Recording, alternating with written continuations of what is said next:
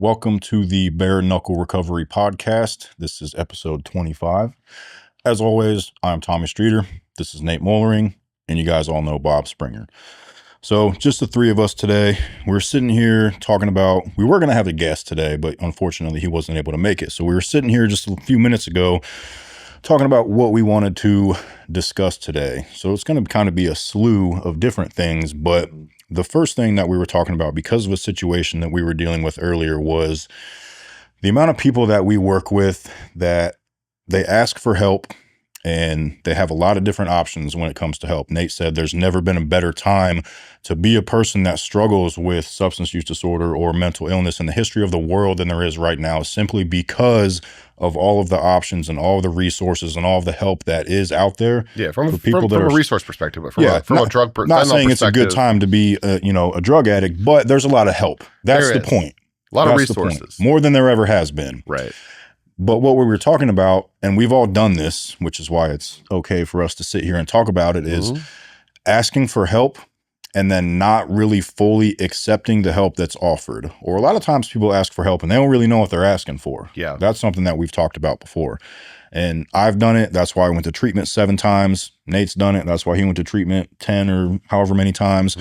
Probably part of the reason Bob was in prison for a little bit. 13 years. Yeah.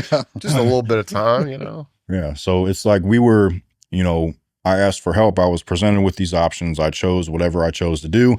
Yeah. And then I go in there and I still have the mindset, especially when I was younger, that Tommy knows best. And specifically, I got myself into this. I should be able to get myself out of it. I don't need help from you guys. I don't need your suggestions. Yeah. I'm going to do it my way. And then I would wind back up there a few months later, still had the same mindset. Well, yeah, and I mean, the other thing we're going to talk about too is how that impacts people's families and then people's communities and the society as a whole. It goes individual, it goes family, community, society, right? Like that's how we work out. That's the way that we impact the world around us. And I think, you said something about how we're qualified to talk about it because we've done it ourselves. I feel like in the addiction recovery community, there's this whole kind of notion that people that don't struggle with substances really shouldn't be able to call people out on stuff. And I think that's a bunch of bullcrap. Yeah, that's not true at all. That's not what I meant. No, I know, but that's what people think a lot. Yeah, no, it's is complete total freaking nonsense. Like as a family member or even as just a member of society, and I'm not talking about shaming people or actively putting them down or ostracizing them necessarily, but maybe shaming them a little bit. I mean, depending on what they're doing. Shame can be a good thing. There's a reason that as a grown man, you don't take your pants off and your underwear off and walk around in public because you'd be shamed for it. You would be charged with public indecency, exposing yourself to whoever else is around, and you would be a sex offender, and that also brings a lot of shame. And I think we would all agree that it's good to feel shame as a freaking sex offender. I think we can all agree on that. So, Bob, what do you think? Yeah, I agree. So we need to be very careful when we talk about, we need to abolish shame. We need to get rid of shame. Well, you know what? There's a certain amount of shame you should feel when you steal your grandmother's necklace out of her jewelry box to go get a fix of dope. Now, we understand that you've been hijacked by your addiction and it's not you doing it necessarily, but that should be something that causes you to think about how that makes your grandmother feel. Like basically you treated her like somebody you don't know, which is also, you should treat people you don't know well. But I mean, the fact that she loved you, she birthed your parents, whichever it's mom or dad, and then they birthed you, and then they took care of them, gave them the tools to help take care of you, and then you crap all over them by stealing from them. You should feel bad about that. And this is kind of like the core of what we're talking about here, is we have a lot of people we work with on a regular basis. We were those people who you wake up and you say, I want help. And oftentimes, let's be honest, we come to the conclusion that we need help because of consequences.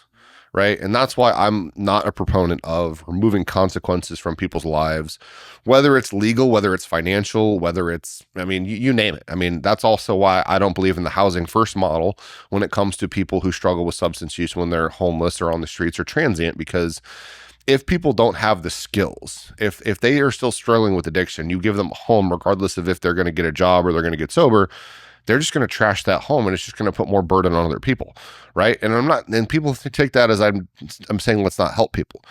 But we see constantly, and we did it ourselves. I was homeless in Indianapolis for a while. I even was homeless in Fort Wayne a little bit, lived in my car for a short period of time.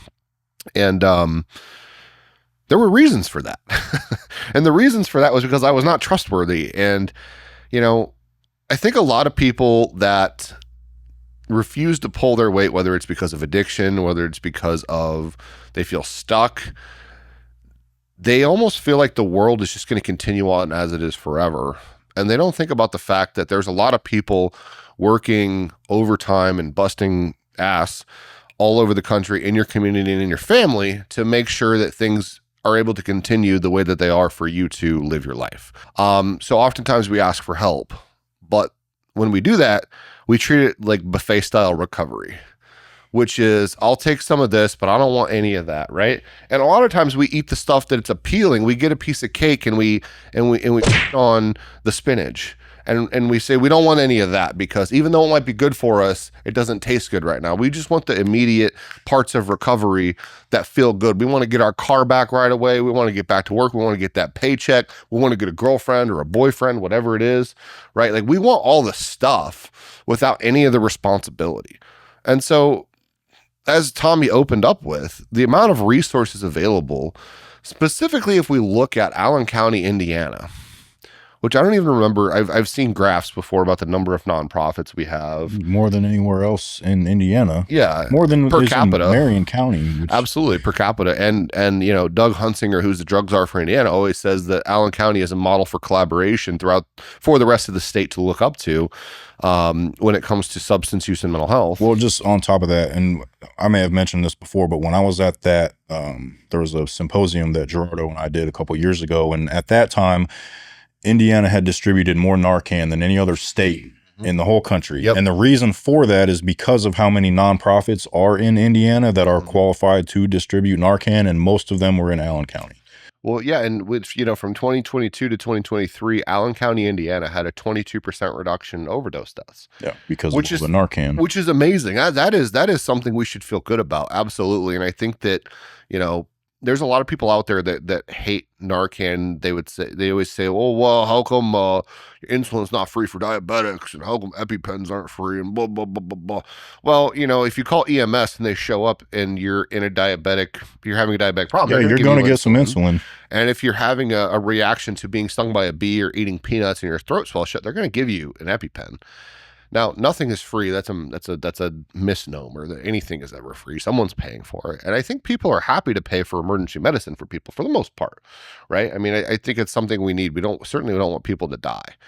But something else to remember is in that same time frame from 2022 to 2023, the adolescent overdose deaths due to fentanyl have gone up 250%. So we are making progress in certain areas. And from this year, I was just at the overdose fatality review meeting for Allen County yesterday. And honestly, we're 20% down this year than we were the year before. So we're going in the right direction. And that just, again, highlights what we talked about, that there's more resources than there's ever been. People are, once again, living longer. We're better at keeping people alive. And I certainly agree with the harm reduction idea behind you can treat addiction, but you can't treat death. We should absolutely keep people alive. But part of keeping people alive is holding them accountable. Dr. Anna Lemke, who wrote Dopamine Nation, and she's one of the chair of addiction medicines at Stanford University, always says that endless validation and empathy doesn't create healing, it creates disability. Honest feedback is a very important part of loving other people, because people talk a lot about unconditional love and unconditional support for people in addiction and that they hate tough love. But, you know, in my opinion, it's not tough love to have a boundary with somebody. No, not at all. Especially if they're harming you. And maybe it's not physical, but how many family members do we talk to that get like 4 hours of sleep a night, that can't go to work in the morning, right? Because they're worried about Billy or Sarah or whoever dying in their bedroom from a fentanyl overdose or stealing, or they're watching Billy or Sarah's kid as a grandparent raising them, and they're in their 60s or 70s sometimes. I've seen grandparents in their 80s raising grandkids. My mom told me that was like one of the worst things. Before she passed away, she had my sister's daughter. Yeah. From 2 months old. But she said it felt like it robbed her from being a grandparent. Absolutely. Because she has to be the parent. And it robbed her of being a grandparent too. Now, she loved the little girl. I mean, it was her world, but it wasn't like a grandma. It was like her daughter. She raised her like a daughter. And I want to validate people out there that are watching who may be a grandparent raising their grandkids, or a parent who is trying to walk through this journey with their child who's struggling with substances, you're allowed to get angry. You're allowed to set boundaries and say, you can't live in my house that I pay for and bring fentanyl in here and overdose in front of either me, which, because a lot of people kick people out because they have a sibling or whoever living in the home and they don't want them to be exposed to it. But it's okay for you personally to be traumatized by that and say, not here. This is my safe place. I love you. I would do anything for you. But as a loved one of somebody who struggles and as a community member, you should not be making sacrifices that they're unwilling to make themselves. You should not sacrifice your peace so they can sit there pumped full of fentanyl or heroin or methamphetamine while you're sitting over there a nervous mess. Yeah. I feel like that's kind of this message that's been out there a little bit, or maybe it's just been misconstrued that way, that as a loved one, you're not allowed to push back on that person at all. You absolutely are. You have to take care of yourself, because I'll be honest with you. Again, it starts individual. You have to take care of yourself before you can take care of anybody else. When you're on a plane, they always tell you, put your oxygen mask on first before you help the person next to you, because you can't be Santa with an empty bag of presents. You can't, right? And then it's your family. Okay, that's your second concern. And that usually involves that loved one. And then from there out, it's your community, which is your neighborhood. Then you move out further from that. It's the city or township you live in. You move out further from that. It goes to county, goes to state, and then your society, which is all those things put together, right? So that's how you have to look at it. And it's okay for you to, like I said, to be angry and to push back and put up boundaries so you can be a healthy person, so you can go to work, so you can take care of your grandkids or your other kids. Because again, I think people feel guilty about that, but I don't think they should have to. No, not at all. I mean, again, this is something that we've talked about numerous times on this podcast. I would have died in my mom's basement and she would have been the one that found me. Right. Because my dad would have been at work. My brother was with his family. My mom had retired already. She would have found me either in my bed or in her basement, dead. And we've worked with a lot of moms who have been the ones that found their child in their house because they weren't at that point yet where they were ready to set that boundary and tell them, you look, like you said, I love you, but you cannot stay here. And that's what my mom said to me. And it was, I was stealing from her and my dad. They had found me overdosed before, and my mom was like, I'm not doing that again. Every time I close my eyes, that's what I see. She's like, I'm not going to do that again. So if you're going to get high, all right, you're not going to do it here. Tell me, what are parents and loved ones not meant to be? They're not meant to be therapists, sober living home managers. They're not meant to be sponsors. They're not meant to be recovery coaches. They're meant to be parents. It's an entirely different, it's an entirely different role that you're supposed to play in their life. You shouldn't, if you have to drug test your loved one every time they walk in the door of your house, they shouldn't be coming to your house. Absolutely. I believe that. That's not your responsibility. I know you feel like it is because they're your, especially if you're the parent and they're your kid and you feel like you're supposed to protect them and do, but at a certain point, it's like, it starts to make you resent them. Mm-hmm. Yeah, absolutely. It really does, man. Like, it really does. Like, you can't do that. You can't be responsible for somebody else staying. They got to. I've had a mom ask me just within the last week if I could get her some fentanyl test strips so she could test the heroin that her son was using. And I said, no. I said, you need to get him out of your house, give him the opportunity to go to treatment, because he hasn't, like he could absolutely go to treatment. Mm-hmm. But as long as you're giving him a bed to sleep in, a refrigerator full of food, there's a roof over his head, there's a shower, he has no reason to change. And you got to ask yourself, are you okay with that? If you're okay with it, then I guess let him stay. If you're okay with your child that you raised, that you carried for 9 months, shooting heroin in their arm and sitting there and testing it in your house and all the things that come with it now, we talk about overdose, but you got somebody in your house that's using dope, they're usually wrapped up in other stuff too. Like my parents, their people came to my parents' house looking for me. And they were like, your younger sister's 7 years younger. She ain't asked for this. Neither did we. We don't feel safe in our own home. Not necessarily because they were afraid of me, but they were afraid of the people that were looking for me. And listen, you might say, well, my loved one, they're not involved in any of that. Well, either you don't know it or not yet. And chances are you don't know it. Yeah. Or you do and you don't want to admit it. You know what I mean? Yeah. And the other side of that, when my mom went to the trailer park where I was buying heroin, knocking on the dude's door, like, yeah, don't do that either. That was not a smart move. No, it's not your job to put yourself in harm's way. Ever. I talked to a mom last week that her son, 30 years old, since 16, worked, paid his house off by the age of 30. In the last 6 months, completely lost it all. But it's been on Suboxone for like the last 10 years. And she's like, he won't stop. I'm like, well, you have to stop filling his gas tank up once a week. Yeah. You have to.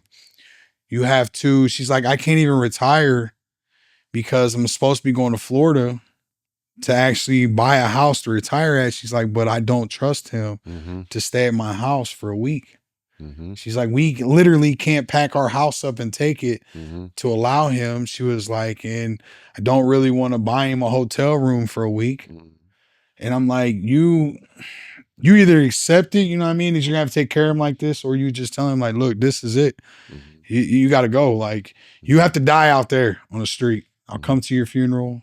Yep. I'll grieve about it. But that's honestly, that's where you got to get to it. Like, hey, you're going to die regardless. You keep doing it. Right. Because a lot of people think they're going to keep them from dying by sheltering them, right? It's actually making it worse. Right. That's when my mom would tell you, that's when she came to that realization, when she said, I know you're going to die. I'm not going to be the one to find you. It's not going to happen in my house. So you can go die out there at the park, wherever you decide to go, but it's not happening in my house. That's how my mom got with me at the end. She just, she refused. If I came in the house, hey, what are you doing? Go to the bathroom, tell her, what was you doing in there?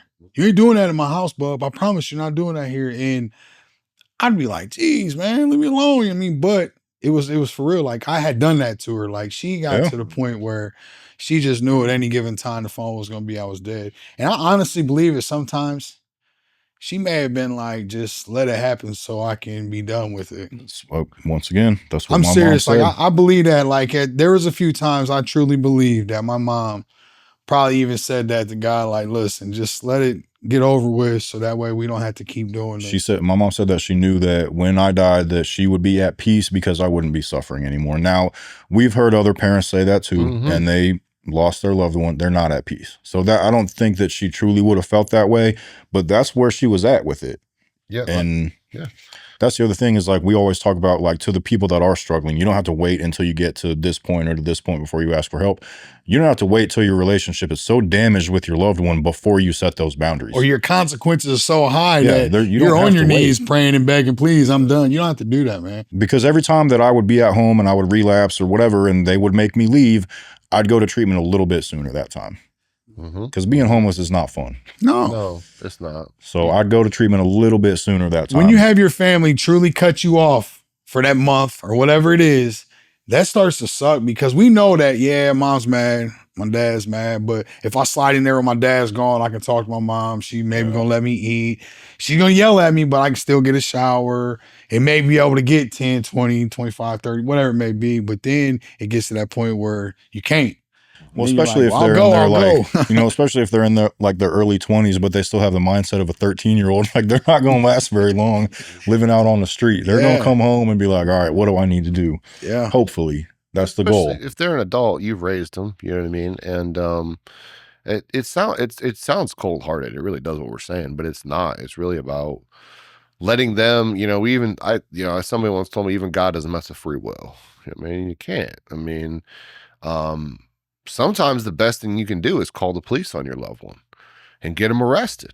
I mean, my dad did me. Exactly. And what happened? Went to prison. I got sober. Yeah, and you got sober. I did. That was when I got released. I've been sober ever since. Yeah. And how many people do we know? Like Zach Dawson, who's been on here before. He's a member of our team. You know, he got arrested. He overdosed in a parking lot at a grocery store, and he got arrested and went to drug court.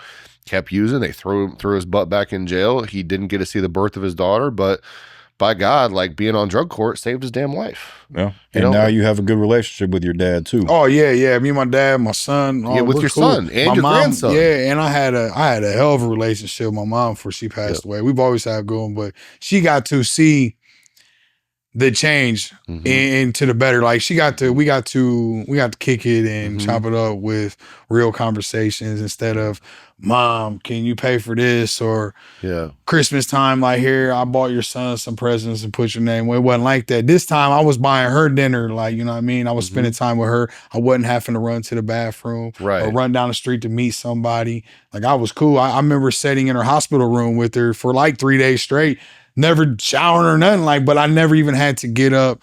I wasn't worried about my phone, none of that. It was like just genuine time because it was coming to that end with her, you know what I mean? And for her to be able to experience that with me, that was just everything for me. Yeah. It really was, because that's something that she prayed so hard about me. And when I didn't even care about myself, she did. When nobody else cared, she did, you know what I mean? So to be able to change my life around, but a lot of it was because of the boundaries at the very end, how my mom held. She went from locking stuff up to, when we were in the hospital before she did go, like telling me, like, here's my purse. This is what's in it. You just make sure you take it, put it up. If something happens, you know what I mean? So it was different because she went from locking stuff up to like, here's my life savings. You know what I mean? Right. You can have this if something happens. Like, it was completely different. It was only because, man, I got sober. I mean, well, and those are the real gifts of recovery, that when you stop manipulating and lying and cheating and stealing, you get to have those moments, which is really what most people that struggle with substance use want anyway, right? I mean, you start getting high because you feel different. You feel like you don't connect with people. So you get those artificial connections when you pump your brain full of dopamine through heroin or cocaine or methamphetamine or alcohol or whatever it is. And, you know, a lot of people will be listening to this and be like, you know, or families will say, well, you know, my kid or my husband or wife or whoever the hell it is never stole from me. Like, they never stole money or like a car or anything like that. Well, what I would challenge you to think about. Exactly. And what I would challenge you to think, if you're the person watching who's struggling, who's been manipulating, or if you're the person who's been manipulated, who has a loved one that is struggling, people steal things in active addiction that are way more important than anything with monetary value. They steal time, they steal peace of mind, they steal joy, they steal trust, like those sleep. I mean, but look, stole a lot of sleep. Yeah. Peace of mind, trust, time is the one thing you can't get back. Ever. And your story highlights that perfectly, right? So you got to spend time with your mom. But imagine if you didn't. Imagine if you never got that time with her when you were clean. You know what I mean? That's what people take for granted. Like, you're out there getting high because you're worried about, like, oh, I feel like crap because my trauma and, you know, oh, my life's hard and blah, blah, blah. Bob, you had a hard life. You went through some as a kid, like real deep stuff that gave you every excuse in the book to do whatever you wanted to anybody around you. And you could say, I was molested. I grew up gang banging. I grew up all this stuff, right? All of that is irrelevant. Because at the end of the day, when you're burying your mom or your wife or whoever it is, your kid, God forbid, that you're gonna look back and be like, I spent all my time with this person during the best years, manipulating, lying, cheating, stealing. Like, that's the relationship we had. And you can't get that back. And a lot of people don't think about that. We talk to so many people at Allendale, through Bare Knuckle, through at 4-Way Recovery, you name it, people we just meet in passing, that families reach out to us, whatever it is. They don't listen to us the first 10 times we freaking talk to them. They know everything. They don't need that help. They're going to do it their way. And then you have those sad conversations where that person's sitting there and they're going to prison, or their loved one finally died, or they're dying because they're on their deathbed at 32 years old because they drink a half gallon a day for the last 2 years and didn't care what anybody thought about it. And those are some of the saddest situations that you have when you hear people, this deep regret and despair and just this hopelessness that all the good things in life they gave up to just black out and not remember any of it anyway. They gave that up to be an energy taker, not an energy giver. And as a family member, you don't have to participate in that with them, because there's going to come a time when you're going to get old, you're going to get tired. I mean, you have to protect your time, you have to protect your life. And that's not to say don't help people. We're all about helping people. And there's times it's going to disrupt your peace. But when people tell you who they are through their actions, you got to believe them. Mm-hmm. And that's what we tell people too. And if you're watching this and you're somebody that struggles, again, man, like, how many times did you tell your family you're going to stop getting high? Every time they asked. And you meant that, right? Yeah. Like, you meant it. But when it was time to put your one foot in front of the other, what happened? I didn't do it. I fumbled every time. How many times you go to bed at night and literally throw something away? I break my syringes, throw my spoons away. And wake up in the morning and dig right in the Dig it trash. through the trash As soon as can. your eyes open, that was the first thought. Trying to remember my dope dealer's number because I deleted it frantically. Yeah. You know? And I mean, I don't think I ever even put in that much effort. I did. I think I I did. promise. I can remember times that if they'd have put me on a lie detector, I'd have passed. When I'm like, bro, I don't want to Me do too. this no more. Mhm. Like, I mean, literally, I do never want to stick a needle on my arm, and I fall asleep, and I wake up dope sick, Mhm. and the first thing in my mind was, I gotta get well. Yeah. If I get well, I can take care of everything else. Yep. But that never happened, dude. Nah. It never did. Never. I would have put in so much time and effort into doing it. And the one people that's in my life that truly does matter, they're sitting there just watching like, holy crap, dude. Like my son, he'll call, hey, Dad, we do this. Oh, well, I'm busy, but I'm not doing nothing. I'm literally hanging out with some straight pieces, Mm-hmm. just doing the most. Mm-hmm. And then when you do get high, you get that one moment where you're sitting there like, damn. Clarity. Yeah, you're like, damn. So I chose you Mm-hmm.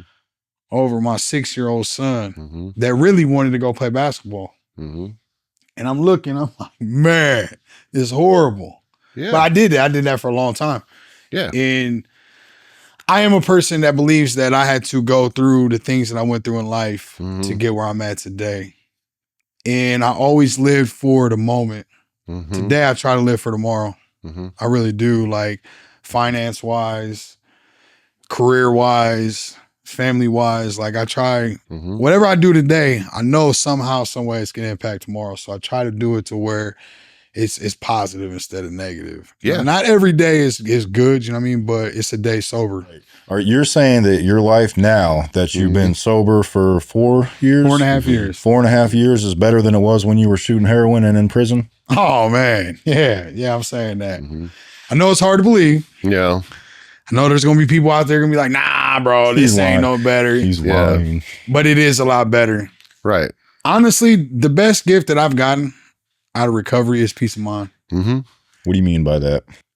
Being able to go to bed at night and go to sleep. Yeah. In like your house, My house. with your roof, with your wife, you not have to worry about anyone coming and telling you to get out of their hotel room because you haven't paid for it Right. in 2 days. And To go to sleep and trust everybody in my house. Yeah.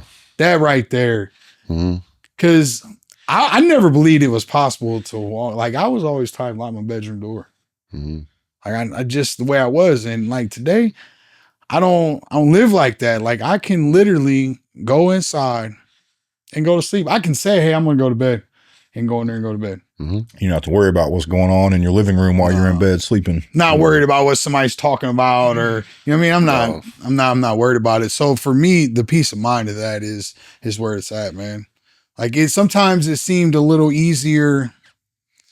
If this makes sense. Sometimes it seemed a little easier when you're in addiction, if you just get high and forget about it at the time being, yeah, you know what I mean? Like, well, rent's due, we'll just block it out. But obviously, once you sobered up, rent will still due, and now you probably owe more. Right. Or you're homeless. So to have to deal with certain things sometimes is a little tougher, but I think every single day that you stay sober and you learn how to deal with certain things, it does get easier in that aspect. Like I understand pain. I know it firsthand.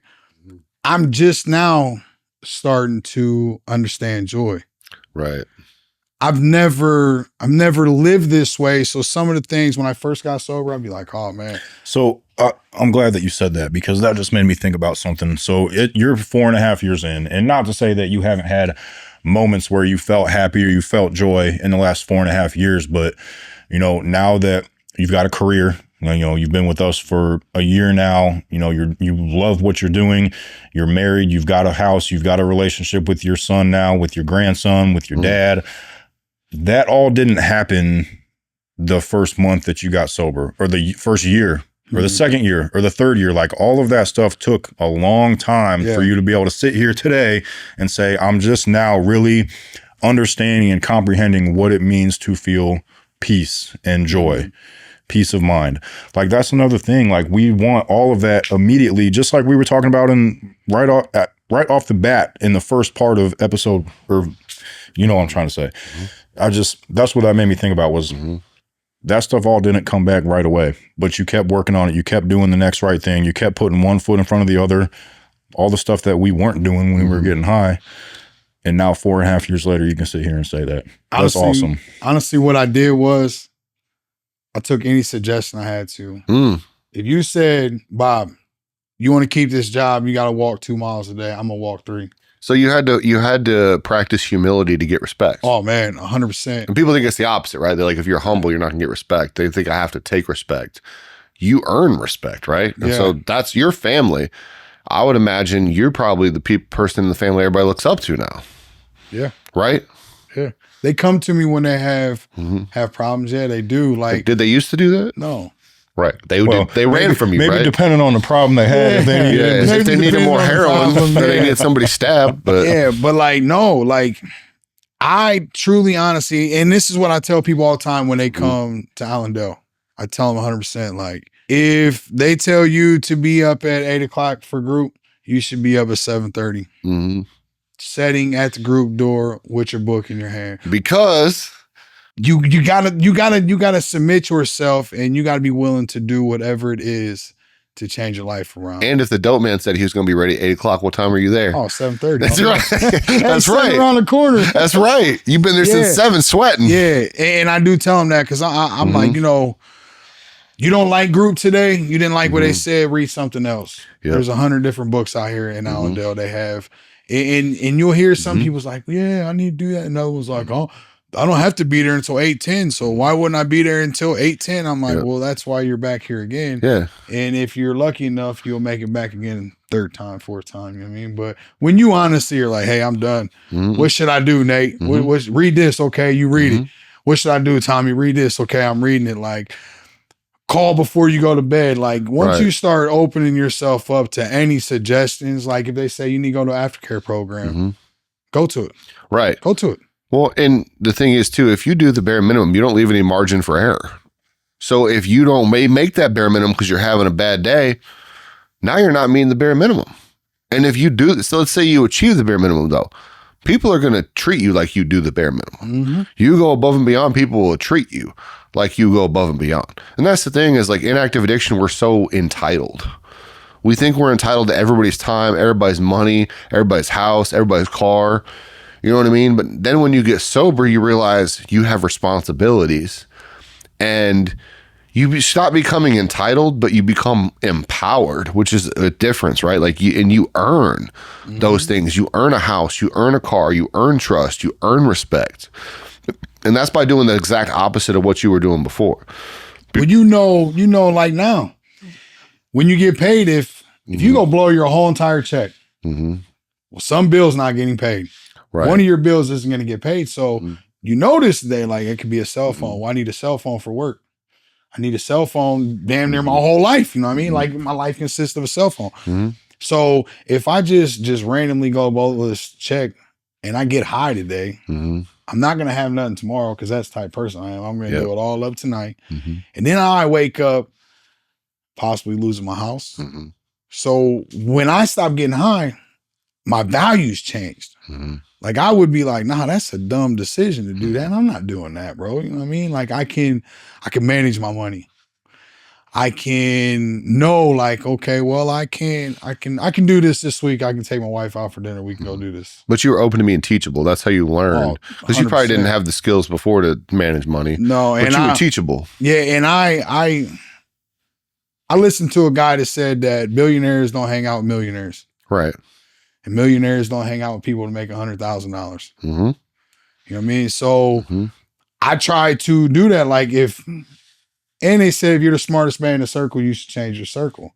So I try to live by that. Like I really do. Like I always, if I see somebody doing something that I like, I'm going to get interested in it. I'm going to ask them, well, how does this happen? And I mean, I know each person has their own thing, but I try to learn from it. If I see somebody can invest $10 and make $20 and it's legal, you know what I mean? Why not? It's an investment. You can make it. You got to learn as you go with stuff. So I try to, with the career that I'm in now, I try to learn anything and everything I can. Yeah. The group of guys that I work with Zach and all, I'm like, I'm always asking them questions, sending them messages all the time. Like, hey, how do you do this? Like the littlest things, sending emails, setting up a calendar. Like, I never done that stuff, bro. You know what I mean? I didn't care about it, but I'm learning it because the more I know in it, the more worth you are.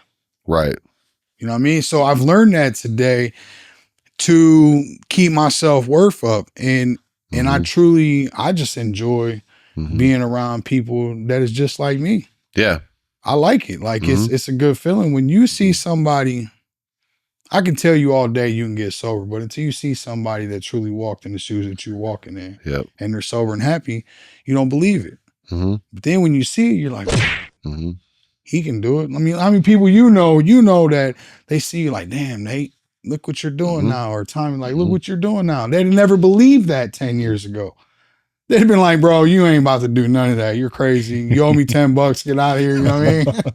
Right. But when you see them now, they're like, man, change is possible. Yeah. Or the people that we run into that weren't as bad as we were, and now they're worse than what we were. And when we see them, they're like, what happened? You're just like, man, listen, you can change too.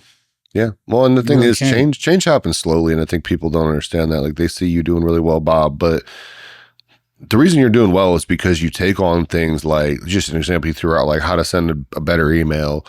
And at first it's awkward and it's clunky, but you try it, and then you try it again, and you try it, and you get a little better every time. And it's the same thing with showing up to group on time. It's the same thing with doing your step work. It's the same thing with meeting with your sponsor. It's the same thing with doing your daily reading or smart recovery, whatever the hell you do. It's going to be awkward and it's going to feel wrong, and you're going to be missteps. You're going to mess up. You're going to do things that are stupid. You may even have a slip or a relapse. But the important thing is you keep going and you keep fighting. And for the family side of things too, I think, you want to have grace for people. You want to give them opportunities even when they mess up, but it's different than just letting them do whatever they want, right? So you should still have expectations. And that's what I talk about that a lot, because some people would say, if you want to go from doing heroin 7 days a week to 5 days a week, I should pat you on the head and say, well, good job. You're making progress. And I'll say, look, I'm glad you're not using the other 7 days, these other 2 days of the week, but I believe you're worth more than that. And I believe your potential is higher than that. Yeah, I think you can do better. I believe in meeting people where they're at, but also helping them get where they need to go. Don't leave them there. Don't just meet them where they're at and just sit there with them and all the stuff. You know what I mean? Like, help them walk. And it's going to be hard, and they might have to lean on you for a little bit. And as the person in recovery, that means you're going to have to get honest. Like, a lot of people, they think that being in recovery means that you're not going to want to get high anymore, that you're not going to want to do dirty, shysty stuff anymore. You're going to want to, but the difference is you have to talk about it. And what we keep saying is family members don't make good sponsors, sober living managers, counselors. You shouldn't be telling your mom, hey, I want to go stick a needle in my arm and hang out with a prostitute today. Your mom's going to freak out. Yeah. And she should. She's your mom. She probably don't live like that. Right? And that's a good thing. But you can tell your sponsor that, and your sponsor's like, yeah, man, let's go have a cup of coffee and let's talk about it. You can tell Bob that. You can tell Tommy that. You can tell me that. So you got to surround yourself. And the family also needs to recognize that. Like, people say, oh, I'll be their accountability partner. I want you to tell me if you're craving. When I used to call my mom and tell her I was craving, she was like, oh no, we got to call this person, and I'm going to leave work right now. And, what are we going to do? Are you okay? And it's like, I'm okay. I just want to get high. But like, her heart's pounding. She's freaking out. She's calling my dad crying. She's calling my grandma. Everybody's rearranging their day. That's not how it's supposed to work. You're supposed to reach out to somebody else. And like I said, it's going to feel awkward. It's going to feel clunky.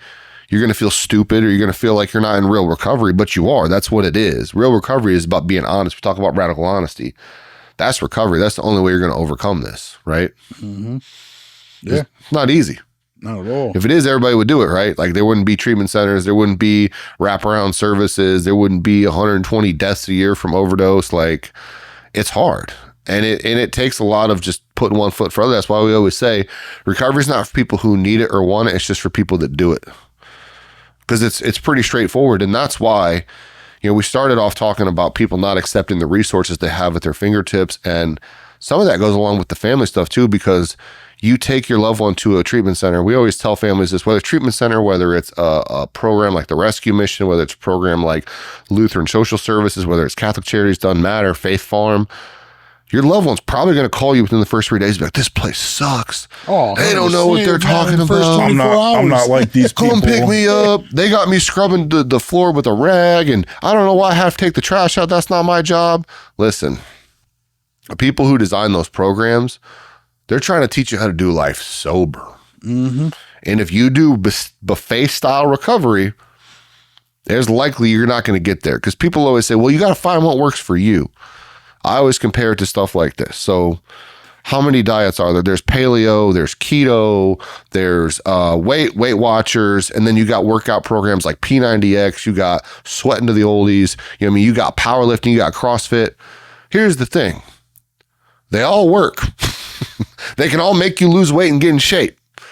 The people who say P90X doesn't work, the people who say CrossFit doesn't work, people who say that the keto diet doesn't work, people who say the paleo diet doesn't work. Are they the ones that didn't stick to it? They do it 3 times a week instead of 7 days a week is what I'm saying. They're like, I'll be paleo tomorrow, but today I'm eating McDonald's and then I'm going to go to Wendy's afterwards and I'm going to get a piece of cheesecake from Cheesecake Factory on the way home. Yeah. I mean, sometimes, bro, but at the end of the day, but you can't crap on the program. And that's what a lot of people do. People are like, well, AA doesn't work for me. Did you work AA? Well, yeah. How many meetings you been to? 2? That's not working the program.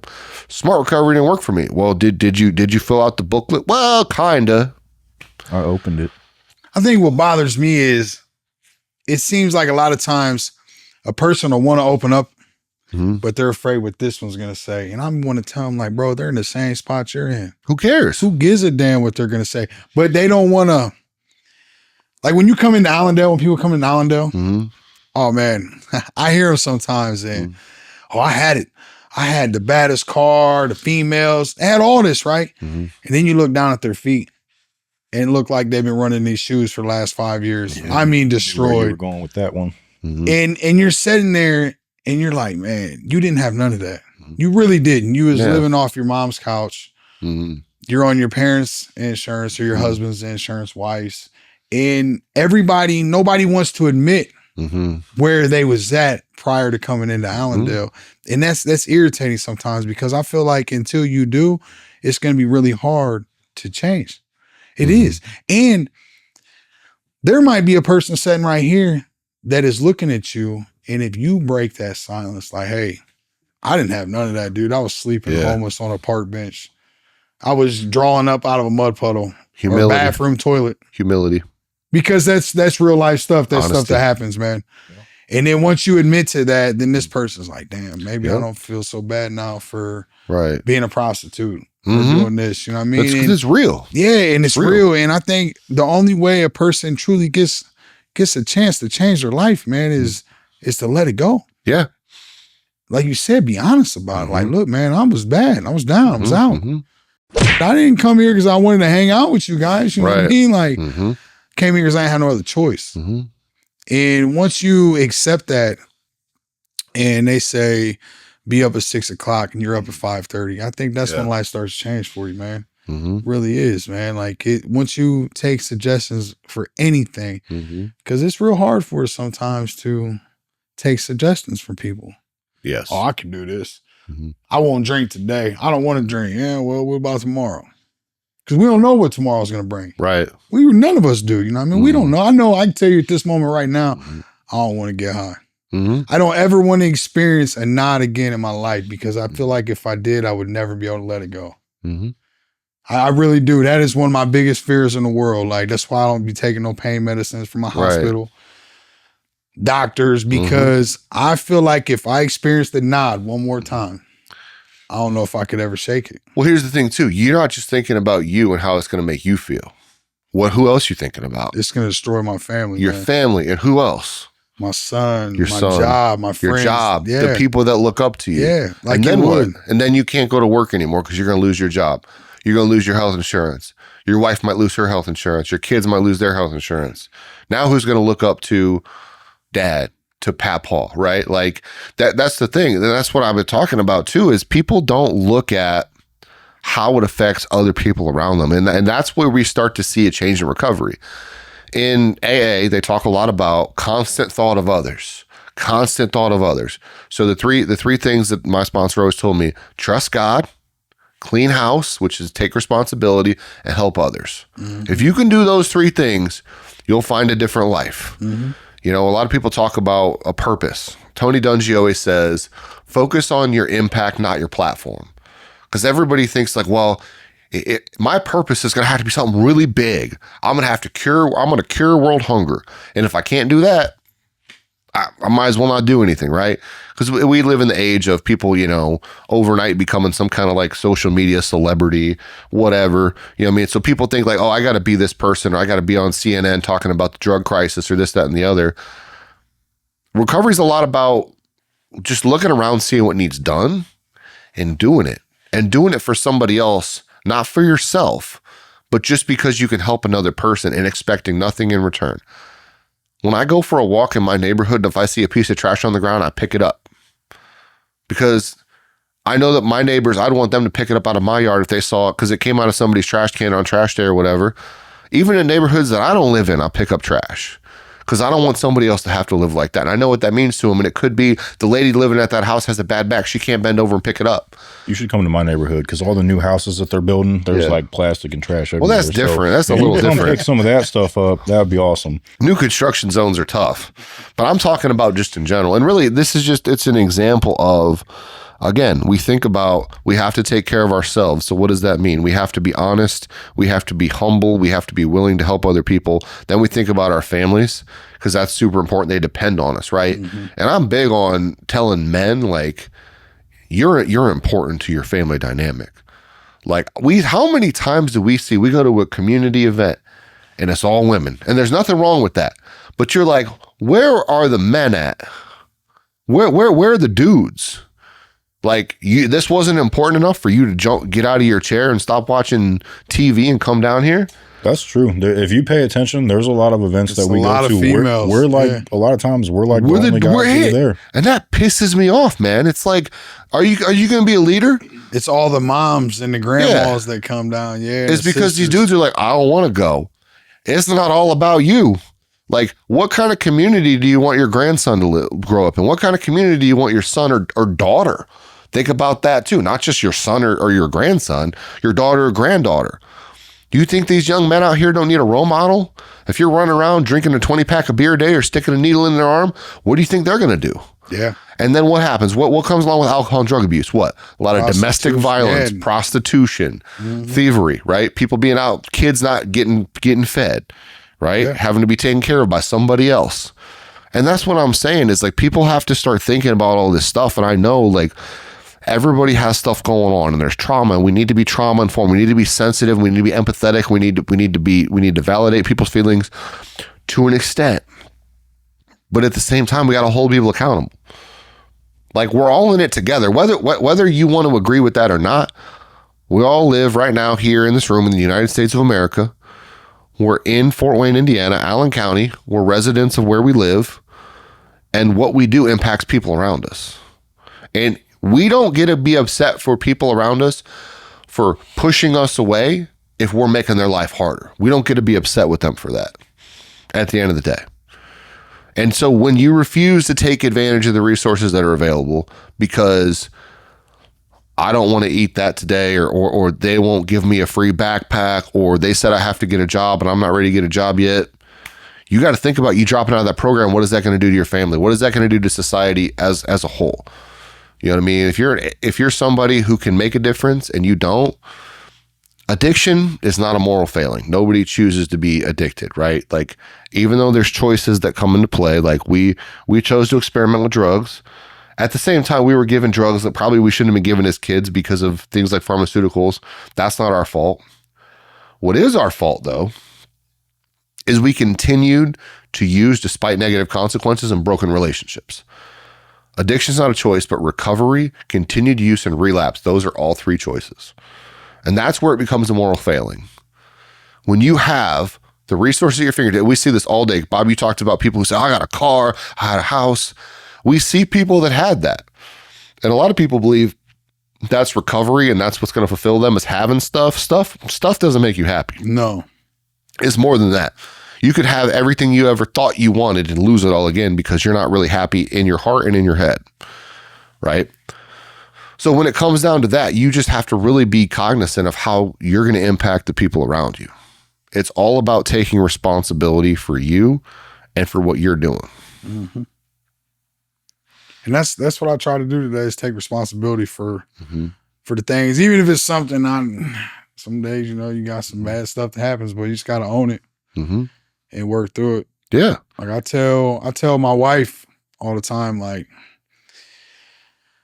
the things that I've done in my past, it truly honestly helps me today to appreciate the things that I have. Yeah. Like you didn't know your wife back then, right? Or you did? Yeah, I've known her since like 7th grade. Oh, wow. Yeah, I was supposed to take her to prom and I got locked up. So I got sent to Ohio. I thought you met her after you got out of prison. No. I've known her for a long time, but we was two different people. So I always try to holler at her. She didn't want nothing to do with me, bro. She said I was crazy. So I got into it. It's actually, we talk about this a lot, me and her, because like we met at the perfect time. Like we got together at the perfect time. I was done doing the things that I was doing. She done had her kids or whatever, you know what I mean? So I'm able to respect what I have versus just run with it like, oh, okay, it's whatever. Yeah, I mean, you might take it for granted a little bit if it if the timing wasn't work out the way it did. And even today, I'm not gonna lie and say like there's sometimes a day I'll start to forget certain things. Yeah. And then I gotta remind myself, like, bro, you're tripping. You know? Yeah. I mean, I think that probably happens to everybody. Absolutely, it does. It's a process. That's why I hate when people say life's a journey. It's not a journey. I'm not gonna say what I think about that, but it's a process because you're always developing yourself. You're always becoming better. And that's the thing is if you view recovery as like a lifelong thing, you're gonna be better yesterday than you were. You're gonna be better tomorrow than you were yesterday. You're gonna have days where you're not that great. That's fine. But as long as you keep trying, putting one foot in front of the other, that's all we can ask of everybody that's watching this, whether you're a family member or whether you're the person that's struggling. You keep working on you and putting one foot in front of the other, man, like you can make it as far as you want to go. And I feel like we all have a moral responsibility to take care of ourselves, but also try to make the world a better place. I really think that's our purpose for being on this earth. And if you don't find your purpose, you're going to have a hard life. Yep. You're going to have a hard time. Yep. You're going to view suffering as something that, is unfair. Even if you're not a person that struggles with addiction. That's what I mean. You still have to find something. If you have a purpose and you suffer for that purpose, you believe you're going through that for a reason because you got something you're trying to achieve. If you haven't read the book, read A Man's Search for Meaning by Viktor Frankl. He's a Holocaust survivor. It's an amazing book. If you think you have a hard life, go read that book and think about if you really have a hard life. Yeah. Well, we're about out of time. Yep. Any final thoughts or words? You have any final words? I would just say you have to sometimes love them from a distance because you can't love them to death. Right. You really can. And sometimes you just have to pull back, allow them to take the consequences that they got coming with them. Yep. You don't have to give up on them. You just got to pull back from them. Yep. Sometimes when they reach out to you, the best you can do is just keep sending them resources and saying, I'll help you get hooked up with a resource. And I love you. Yep. Okay. All right. Well, that's going to do it for episode 25. Thank you guys for watching.